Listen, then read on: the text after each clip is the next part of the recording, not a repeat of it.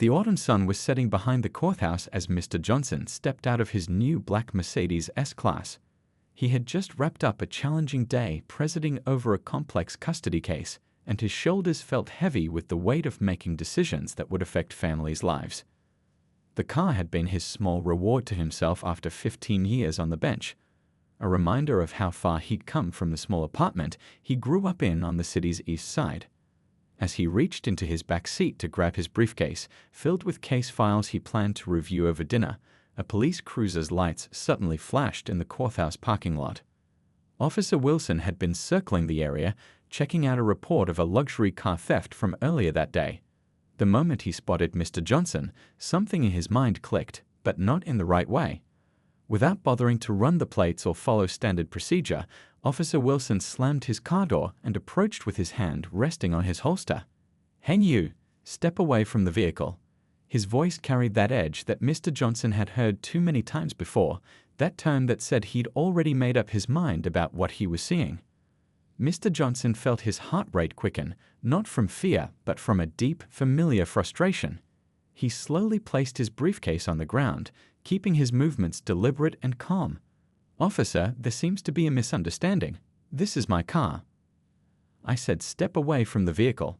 Officer Wilson cut him off, his voice rising. "We've had reports of a stolen Mercedes in the area. Put your hands where I can see them." The irony wasn't lost on Mr. Johnson. He had literally just finished writing an opinion on a case involving police procedure earlier that day. But now, standing in his own courthouse parking lot, wearing his tailored suit with his judge's badge in his briefcase, none of that seemed to matter. A small crowd began to gather, courthouse staff heading to their cars, a few attorneys leaving late, and some members of the cleaning crew. Several people had their phones out, recording what was unfolding. Mr. Johnson could hear whispers starting, people recognizing him, but Officer Wilson remained focused on what he believed was a car thief caught in the act. "Sir, if you just let me reach for my ID." Mr. Johnson tried again, his voice steady despite the situation. He'd spent years maintaining composure in tense courtroom situations, and those skills were serving him well now. "Don't move. Keep those hands where I can see them." Officer Wilson moved closer, his face set with determination. The evening breeze carried the sound of more car doors opening and closing, more people gathering to witness what was happening to the man who had served their community from the bench for over a decade. Mr. Johnson stood perfectly still, his mind already racing ahead to how this moment could be turned into something meaningful. He wasn't just thinking about himself, he was thinking about every person who had ever stood before him in court describing similar situations, every case file that had crossed his desk, every testimony he had heard about moments exactly like this one. The sun continued to sink, casting long shadows across the parking lot as the situation teetered on the edge of escalation. In the distance, the courthouse clock chimed 6 times, its sound echoing off the buildings around them. The scene was set for what would become one of the most talked about incidents in the city's recent history, a moment that would force everyone involved to confront their own prejudices and assumptions head-on. The tension in the courthouse parking lot grew thicker with each passing moment. Officer Wilson's stance became more rigid as he moved closer to Mr. Johnson, who remained perfectly still beside his Mercedes. The evening air carried the murmurs of the growing crowd, their phone cameras capturing every second of the unfolding scene. "Let me see your license and registration right now," Officer Wilson demanded, his voice sharp with authority. The way he said it made it clear he'd already decided what kind of person he was dealing with, and he couldn't have been more wrong. Mr. Johnson took a slow, careful breath before speaking. "Officer, I understand you're doing your job, but I need to reach into my pocket to get my ID. I'm going to move very slowly." His voice carried the same measured tone he used in his courtroom, though the circumstances were drastically different. "Just hurry up and don't try anything funny," Officer Wilson snapped, his hands still hovering near his holster. The crowd had grown larger now, with courthouse security guards watching from the entrance, unsure whether to intervene. As Mr. Johnson carefully reached for his wallet, Officer Wilson suddenly stepped forward. "I said don't move," he barked, completely contradicting his previous order. The confusion and frustration were visible on Mr. Johnson's face, but he maintained his composure.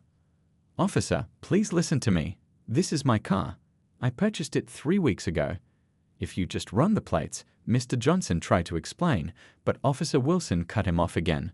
"Sure it is," Officer Wilson replied with heavy sarcasm. "And I suppose you just happened to be hanging around the courthouse parking lot at this hour?" The irony of his words caused several gasps from the onlookers who knew exactly who Mr. Johnson was. The courthouse cleaning staff had stopped their work to watch through the windows. One of them, who had cleaned Mr. Johnson's chambers for the past 5 years, looked ready to burst with the need to speak up. But everyone knew how delicate this situation was.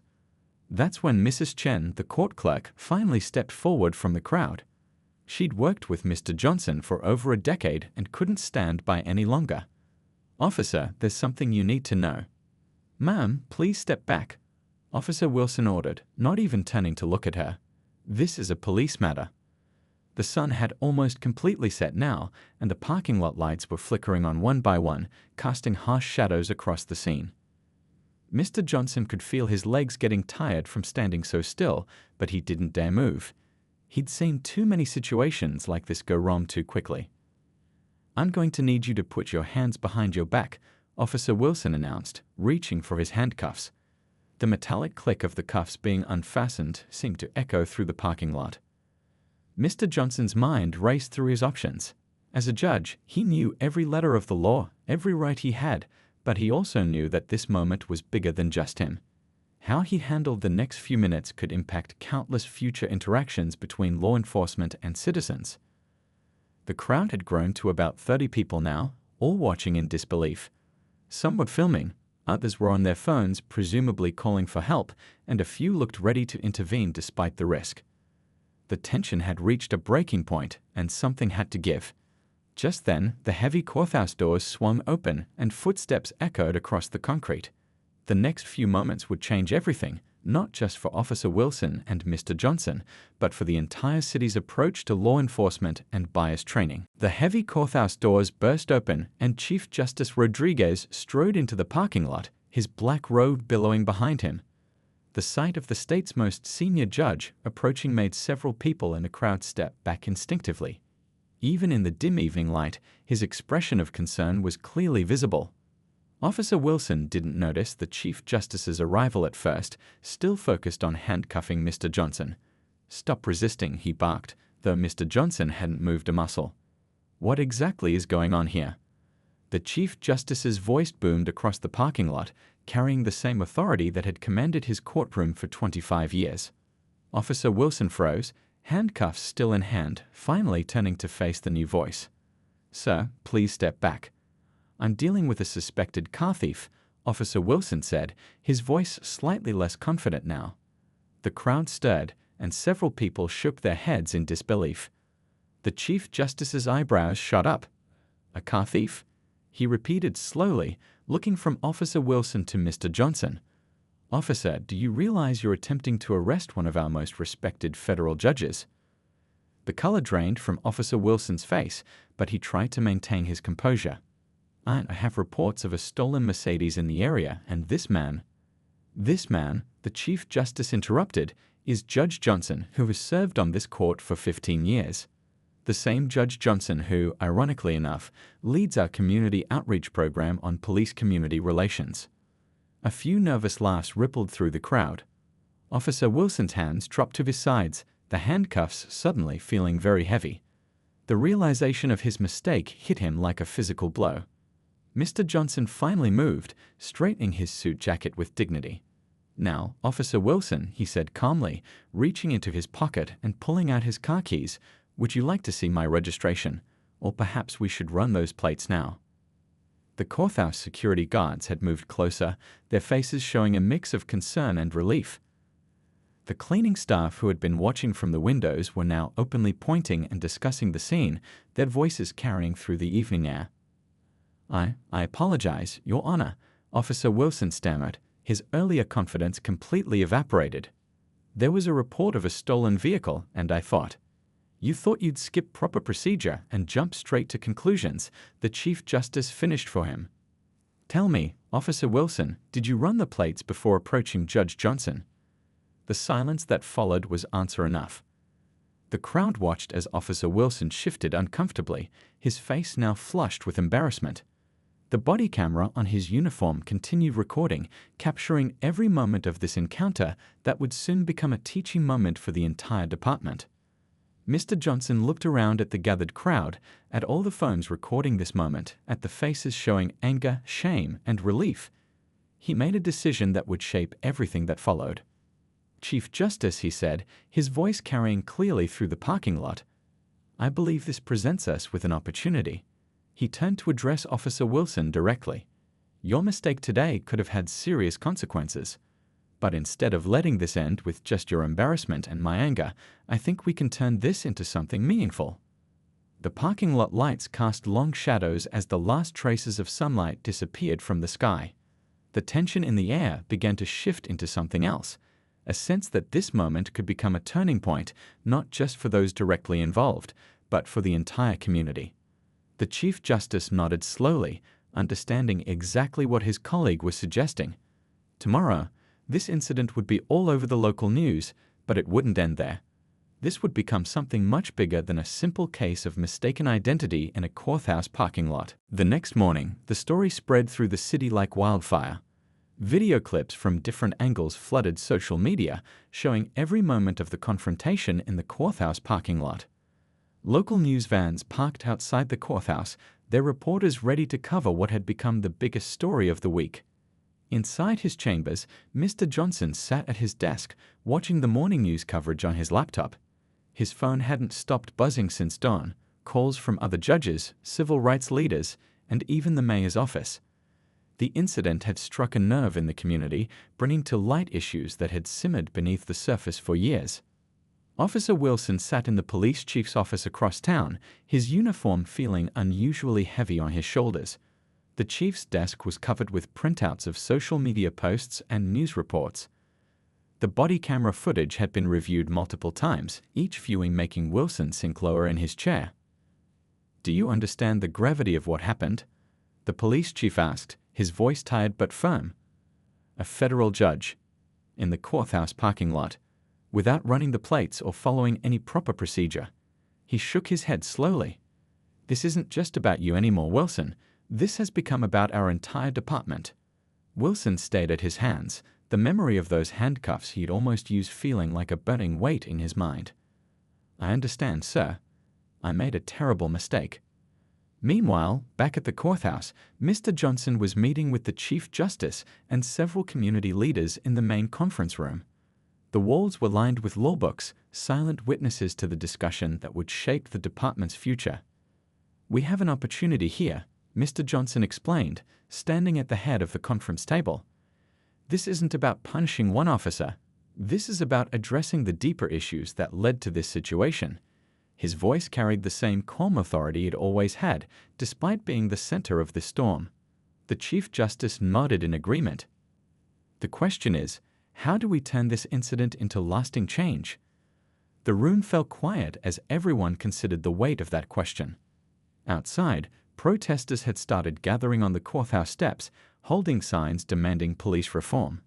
But unlike many other protests, these demonstrators included a mix of people from all walks of life. Lawyers in suits standing shoulder to shoulder with community activists, courthouse staff joining hands with concerned citizens. Back in his office, the police chief made a decision. He picked up his phone and dialed Mr. Johnson's chambers. The call was brief but would prove to be historic. "Your Honor," he said, "I think it's time we work together to make some real changes." By afternoon, news spread that a special committee would be formed, one that would bring together law enforcement, legal professionals, and community leaders. But Mr. Johnson had one more surprise in store. He requested that Officer Wilson be included on this committee, not as a punishment, but as someone who could offer valuable perspective on how bias can cloud judgment. The day's events had transformed the story from a simple case of mistaken identity into something much more significant. Local television stations interviewed people who had witnessed the incident, each adding their voice to the growing conversation about change. As evening approached, Mr. Johnson stood at his chamber window, looking down at the crowd still gathered below. The same parking lot where he'd been almost arrested now held the promise of real transformation. His phone buzzed again. another news outlet requesting an interview, but he had other plans. Tomorrow, he would begin the real work of turning this incident into lasting change. The story had captured the city's attention not just because of what had happened, but because of how it was being handled. Instead of division, people were witnessing the possibility of unity. Instead of anger, they were seeing the potential for understanding. 1 week after the parking lot incident, the police department's largest conference room was packed with people.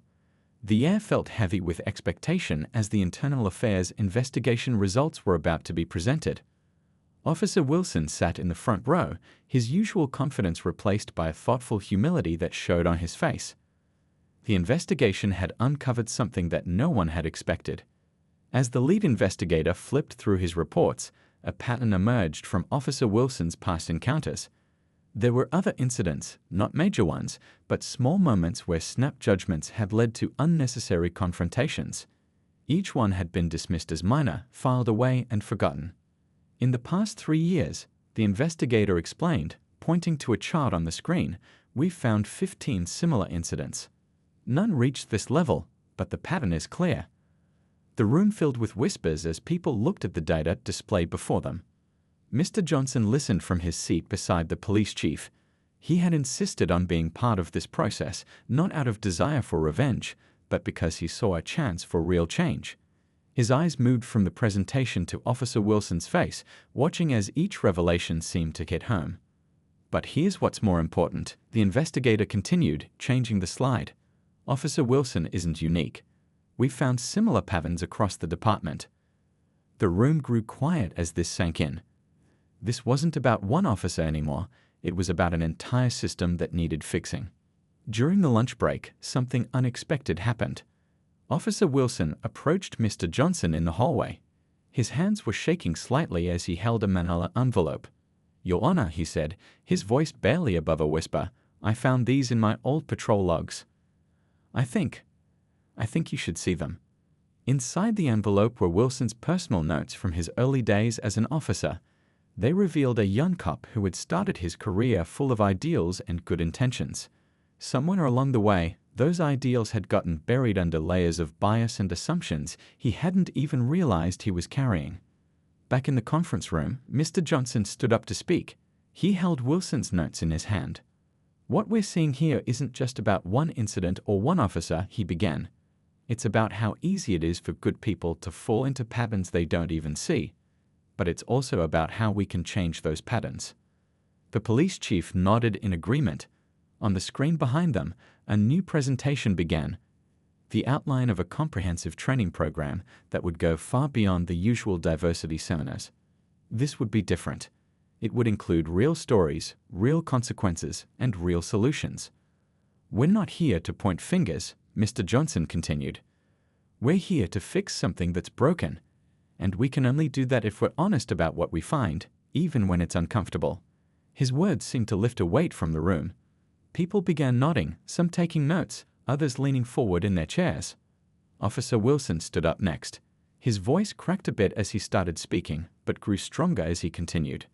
"A week ago, I thought I knew what kind of officer I was. Today, I'm learning that being a good officer means being willing to learn from your mistakes. Really learn, not just say the right words." As the afternoon wore on, the meeting transformed from a simple investigation review into something more meaningful. People began sharing their own stories.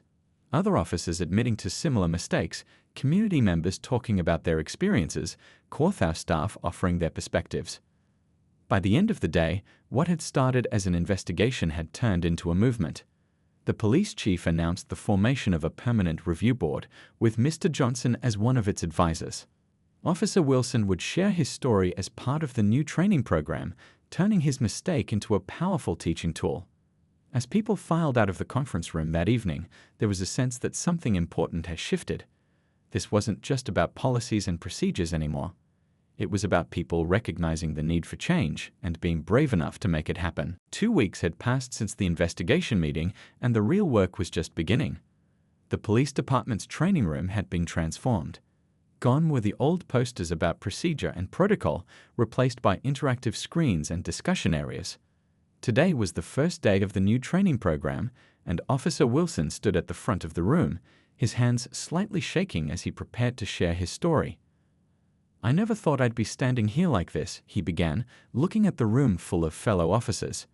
"2 weeks ago, I made the biggest mistake of my career. But today, that mistake is becoming a lesson for all of us." The room was silent, every eye fixed on him as he spoke. In the back of the room, Mr. Johnson watched quietly. He hadn't planned to attend this session, but something told him he needed to be there. Beside him sat the police chief, nodding as Wilson continued his story. "I thought I was doing my job that evening," Wilson explained, his voice growing stronger. "I saw what I expected to see, not what was actually there. And that's the problem we're here to talk about today." He clicked a button, and the body camera footage from that evening began playing on the screen behind him. Watching the footage now, in this room full of officers, felt different. Every moment of bias, every rushed judgment, every missed opportunity to do things right. It was all there in stark detail. Some officers shifted uncomfortably in their seats, perhaps seeing reflections of their own past decisions. During the lunch break, something unexpected happened. A senior officer stood up and shared a similar story from his early days on the force. Then another officer spoke up, and another. What had started as a training session was turning into something more powerful, a moment of honest reflection and shared experiences. Mr. Johnson was asked to speak next. He walked to the front of the room, adjusting his tie as he faced the group. "What happened in that parking lot wasn't just about me," he began. "It was about every person who's ever been judged before being heard, assumed guilty before being known." He shared stories from his years on the bench, cases where assumptions and bias had changed lives. But he also shared stories of officers who had done things right, who had taken the time to look deeper, to question their first impressions. The afternoon session focused on practical changes. The police chief introduced new protocols for vehicle stops, simple steps that could have prevented the entire parking lot incident. Officers worked in groups, practicing scenarios where they had to check their assumptions and follow proper procedures. "This isn't about making your job harder," the chief explained. "It's about making your job matter more." He showed statistics about how proper procedure not only protected citizens, but also protected officers. Near the end of the day, Officer Wilson shared something that caught everyone by surprise. He pulled out his old badge from when he first joined the force. "I used to polish this every night," he said. "I was so proud of what it meant. Somewhere along the way, I forgot that this badge isn't just about authority, it's about responsibility." The room grew quiet as he continued. "That evening in the parking lot, I thought I was looking at a suspect. Instead, I was looking in a mirror. What I saw wasn't about Judge Johnson, it was about me, about what I'd let myself become without even noticing." As the training session ended, officers didn't rush out as usual. They stayed, talking in small groups, sharing stories, asking questions. Mr. Johnson watched from his corner, seeing something he hadn't expected, real change beginning to take root. The police chief approached him with a thick folder. "These are the new procedures we discussed," he said. "But more importantly, these are the stories we've collected today. Real experiences from real officers. We want to make these part of our permanent training program." Looking around the room, at officers talking openly about their experiences and challenges, Mr. Johnson realized that sometimes the biggest changes start with the smallest moments of honesty.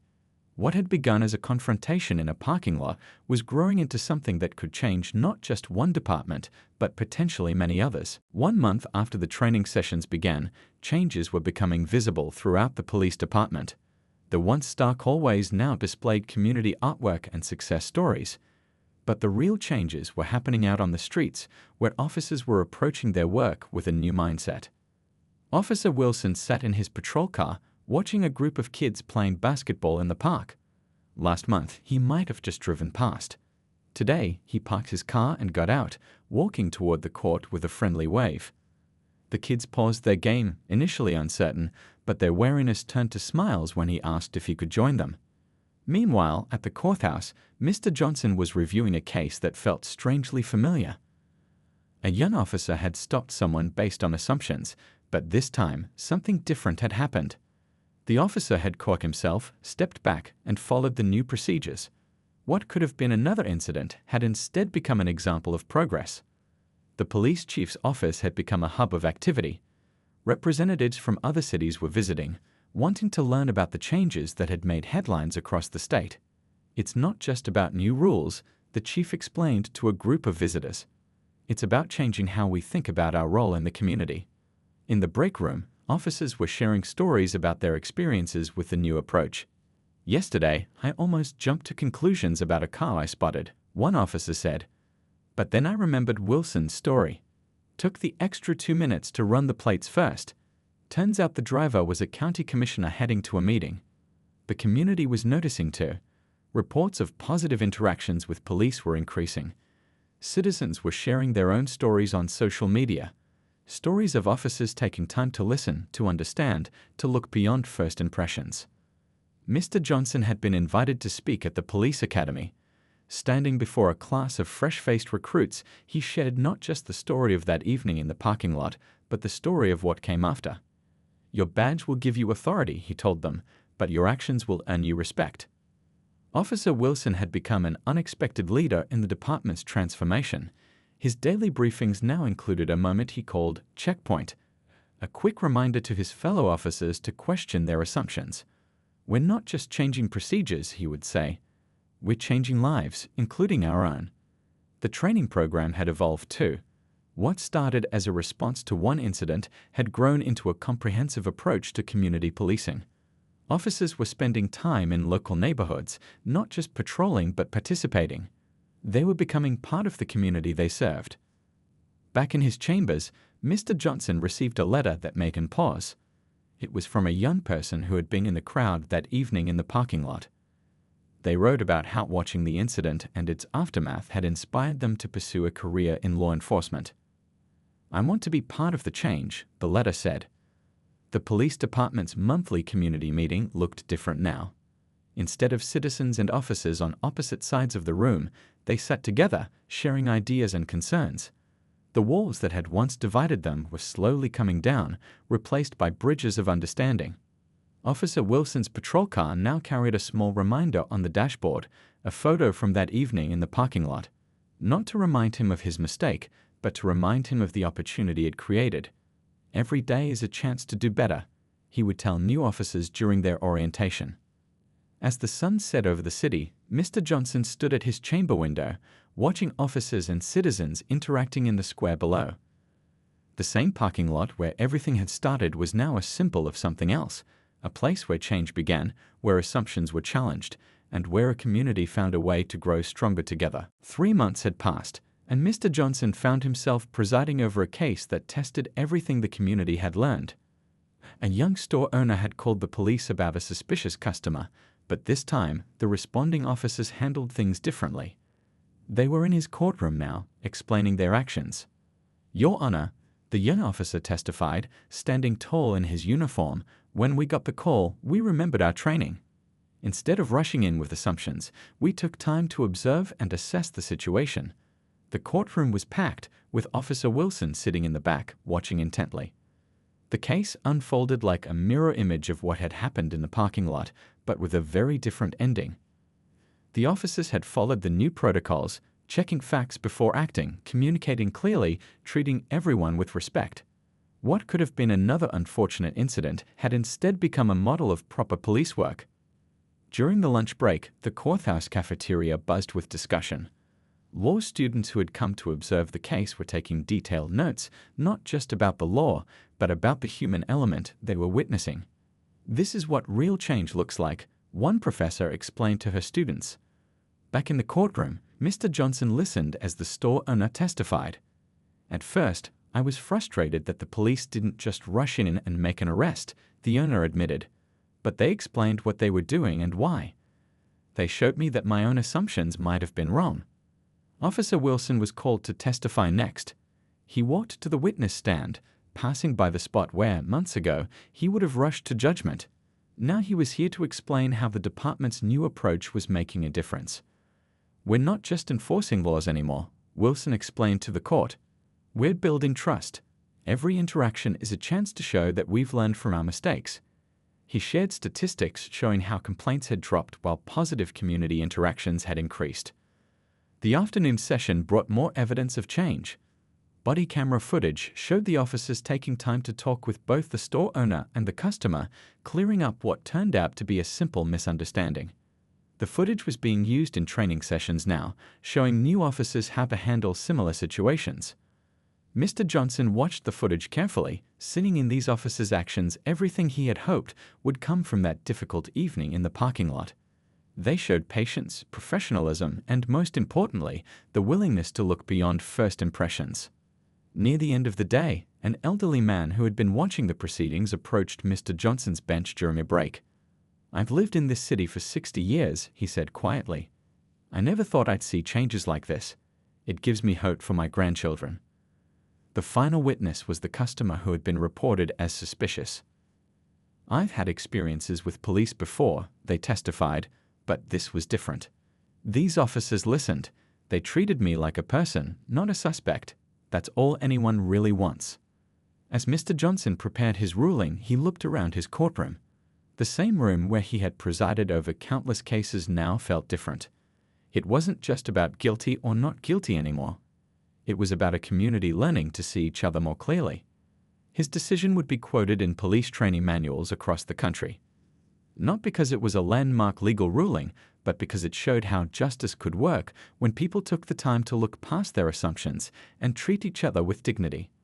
As the sun set outside the courthouse windows, Mr. Johnson wrote the final lines of his opinion. This case would be remembered not for what went wrong, but for what went right.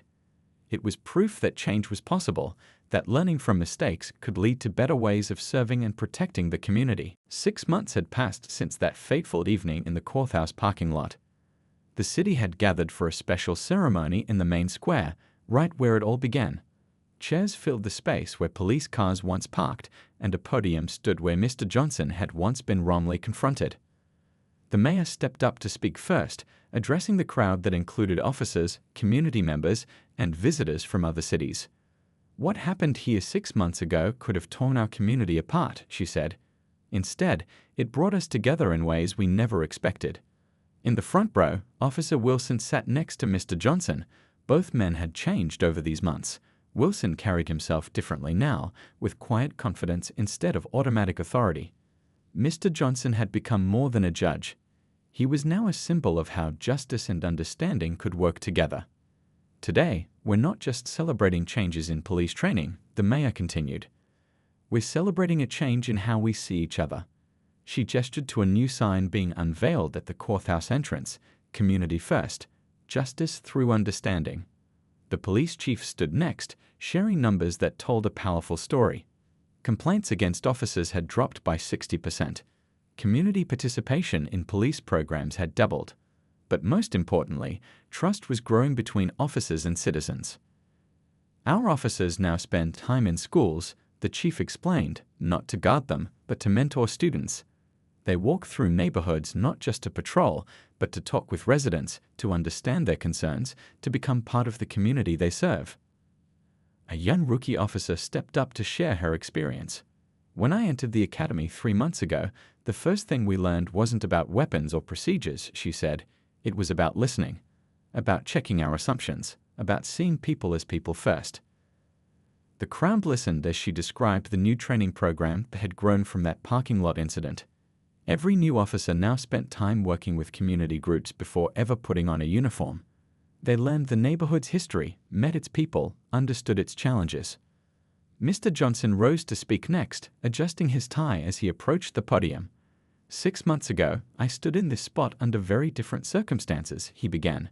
"Today, I stand here not as someone who was wronged, but as someone who has witnessed remarkable change." He shared stories from his courtroom, how officers were handling situations differently, how community members were responding with growing trust, how simple misunderstandings were being resolved through conversation instead of confrontation. Officer Wilson's turn at the podium brought tears to many eyes. "I used to think being a good officer meant being tough, being suspicious, being ready for the worst," he admitted. "Now I know it means being human first. It means remembering that behind every face is a story we need to hear." The ceremony concluded with something unexpected: the announcement of a new police academy curriculum that would be shared with departments across the country. What had started as one incident in a parking lot had grown into a model for change that others wanted to follow. As the crowd began to disperse, a group of children ran up to some officers, showing them drawings they had made. The officers knelt down to look at the artwork, their faces showing genuine interest and warmth. 6 months ago, such a scene would have been unusual. Today, it was becoming normal. Mr. Johnson watched from the courthouse steps, thinking about how far they had come. A reporter asked him if he ever regretted what happened that evening. Regret? He replied, looking out at the square where officers and citizens were talking and laughing together. No, sometimes it takes a moment of darkness to show us where we need to bring light. The sun was setting over the city, casting long shadows across the square. But unlike that evening 6 months ago, these shadows didn't hide assumptions or prejudices. Instead, they reminded everyone that even the darkest moments could lead to the brightest changes.